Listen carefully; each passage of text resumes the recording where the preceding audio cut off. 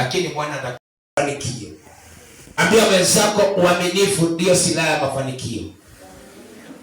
Bwana Yesu asifiwe.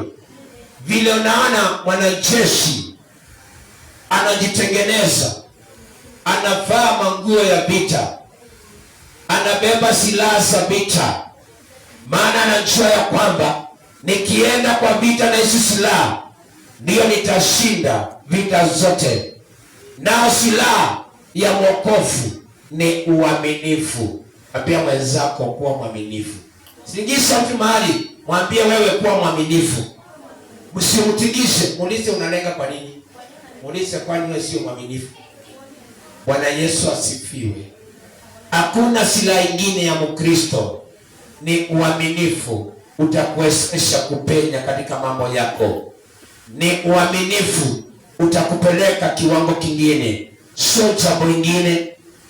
Uaminifu utakupeleka kiwango kingine, maana uaminifu ndiyo silaha yetu.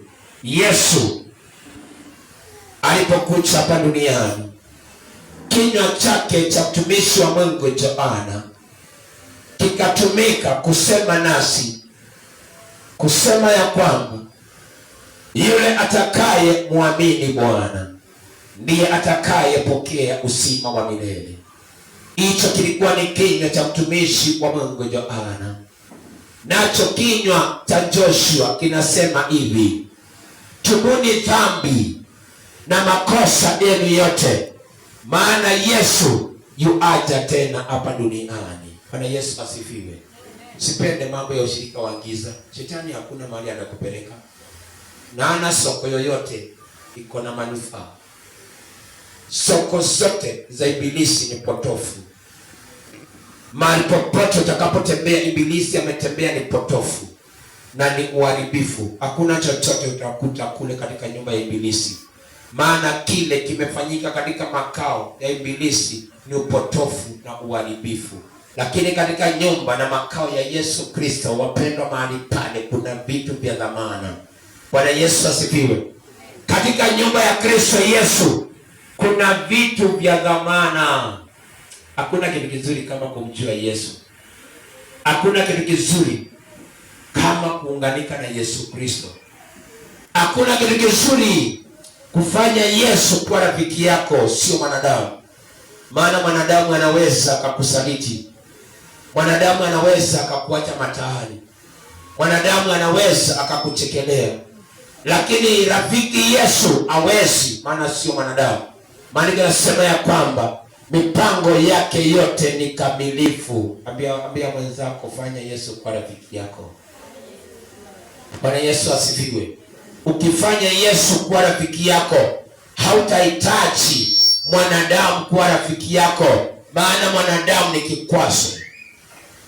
Kama hujawahi ambiwa na mtu, mimi nimekwambia for free, mwanadamu ni kikwazo. Saa zote atakukwaza tu, utaishi ukikwasika. Mara amekufanyia hii, mara hii amekutendea. Lakini Yesu, nonsense kwake hakuna, maana yeye ni mkamilifu. Bwana Yesu asifiwe. Kuanzia leo fanya Yesu kuwa rafiki yako. Fanya Kristo kuwa rafiki yako. Atakutengeneza. Utaishi maisha mingi sana hapa duniani kwa ajili ya kumfanya Yesu kuwa rafiki yako. Alisema mimi ndimi njia. Ni yeye tu njia. Kumpigia Mungu lazima tunapita kwa Bwana. Tunaanza kwa Roho wa Bwana. Roho wa Bwana akubali. Ukiaccess Roho wa Bwana, hiyo mlango ukiwa umefunguka, utakuwa na uwezo wa kuaccess Yesu Kristo na kuaccess Mungu. Lakini kama hauna uhusiano mwema na huyu utatu, kuishi maisha ya kulia saa zote. Pastor, niko na shida. Pastor, niko na hii. Pastor, niko na ile. Pastor, niko na hii. Pastor, hii inanihangaisha. Pastor, hii imekuwa kikwazo. Pastor, hii nayo inanisumbua. Ni kwa sababu njia zako asiendi sambamba na Yesu Kristo. John number 15. Maandiko yanasema mimi ndimi mzabibu wa kweli. Mimi ndimi mzabibu mwema. kila tawi ndani yangu lisilozaa uondoa, na kila tawi lisaalo ulisafisha, ili isidi kuzaa. Mimi ndimi mzabibu wa kweli, mimi ndimi mzabibu wa kweli, mimi ndimi mzabibu wa kweli. Simama wewe, umezeka. Mimi ndimi mzabibu wa kweli. Tunaongea kuhusu sauti ya Mungu. Mimi ndimi mzabibu wa kweli, na kila tawi ndani mwangu lisilozaa uliondoa. Kwa hivyo kama hauna faida kwa Kristo na kuondoa, sio mwenyewe anasema ya kwamba nitaliondoa. Kwa hivyo kama hauna faida kwake Bwana, utaondolewa. Na kile kinaweza kikasababisha mwanadamu kuondolewa kwa Bwana ni kutokuwa na uaminifu. Kile kinaweza kikakufanya uondolewe ndani ya Bwana ni kukosa uaminifu. Bwana anasema kila tawi lisilozaa nitaliondoa. Matendo ya mwanadamu potofu, dhambi litakufanya Bwana kuondoe karibu na yeye. Dhambi itafanya Bwana kuondoe karibu na yeye. Isaya 49 mstari wa kwanza, mkono wangu sio mfupi ili nikakose kukufikia mahali ulipo, lakini dhambi zako tu ndizo zinaonifanya nikose kufika mahali ulipo. Nitaishi nikitangaza kuanzia leo madhara ya dhambi ndani ya Mkristo. Madhara ya dhambi. Vile unapata mtu akisema ya kwamba mimi nimengojeka, mimi niko na malaria, mimi niko na kipindupindu, mimi ninaumwa na kichwa, mimi ninaumwa na tumbo, nimeathirika.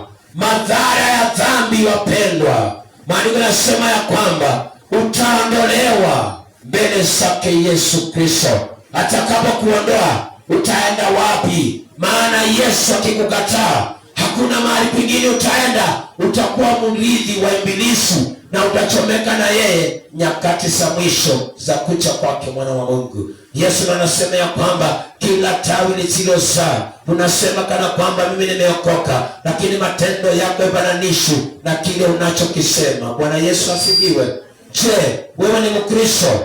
Uko ndani ya kanisa la Bwana, moyo wako umebeba chuki na bado unadai kana kwamba umeokoka. Ukristo ni nini? Maana watu wengi hawajawahi elewa wokovu ni nini. Tunang'ang'ana zaidi kusema Bwana Yesu asifiwe, nimeokoka. Kile unachokiita Ukristo, hiyo wokovu, ushaketi chini na kuchambua na kujua wokovu ni nini. Maana wokovu sio kusema, wokovu uko na kiwango chake maalumu. Maana wokovu uliletwa kwa njia ya mateso. Bwana Yesu asifiwe.